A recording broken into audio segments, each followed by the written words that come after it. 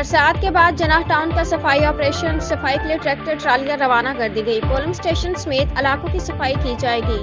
Chairman جناح town رضوان عبدالسمی کی کوششوں سے عوام خوش، عوام کو ریلیف پہنچانے کے لیے ہر ممکن اقدامات کریں گے۔ رضوان عبدالسمی برسات کے بعد مشینری کی کمی کے باوجود نکاسی آب کے لیے بہترین اقدامات کیے۔ کراچی چیئرمین جناح ٹاؤن رضوان عبدالسمی نے برسات کے بعد ٹاؤن کو صاف ستھرا رکھنے کے لیے صفائی مہم کا آغاز کر دیا ہے۔ ہر یونٹ کمیٹی میں ٹریکٹر ٹرالی دے دی گئی ہے، جس کی مدد سے پولنگ اسٹیشن اور علاقوں کو صاف ستھرا کیا جا رہا ہے۔ مجموعی طور پر 11 یونٹ کمیٹیز کو 30 ٹریکٹر ٹرالیاں فراہم کی گئی ہیں، تاکہ ہر یونٹ کمیٹی کو بھرپور طریقے سے صاف کیا جا سکے۔